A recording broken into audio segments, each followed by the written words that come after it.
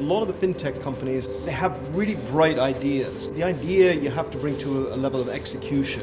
So we try to help them to come to execution. Just to kick things off, can you tell us about Interxion?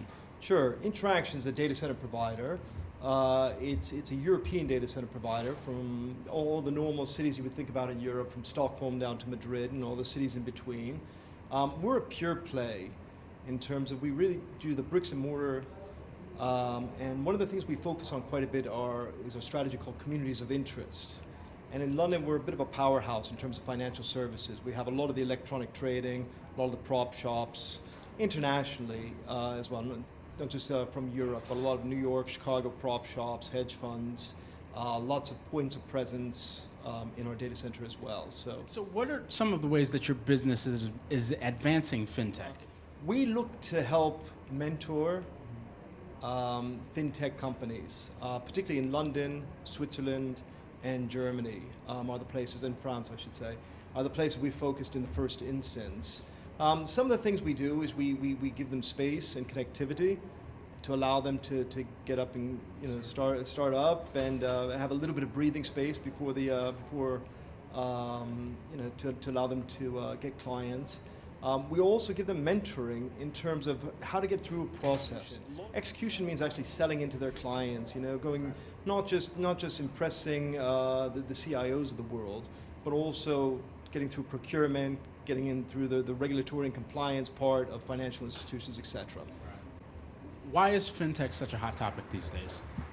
So I think FinTech is really going into a niche that perhaps the investment banks, the financial services used to do. A lot of the financial services have cut down on perhaps their research and development and are looking much more for FinTech to drive that type of innovation. And what they'd like to do is they'd like to become a customer of that FinTech, and if the FinTech company is strong enough in that particular niche, they just acquire it, and it's acquiring a research and development. I think as well, a lot of the financial institutions are struggling with costs and legacy systems. And once again, the FinTech companies are nimble enough with their technology to help fill some space in that respect.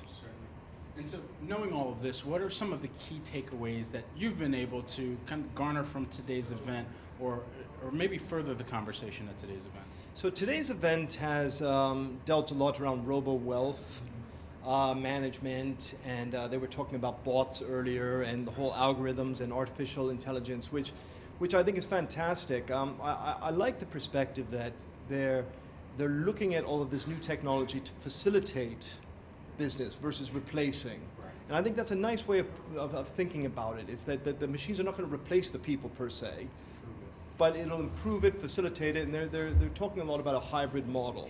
And I think the hybrid model, which we talk about a lot as well in our practice,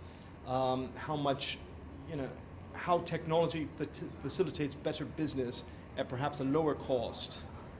That's, I think, the biggest takeaway here is really this whole hybrid model for FinTech.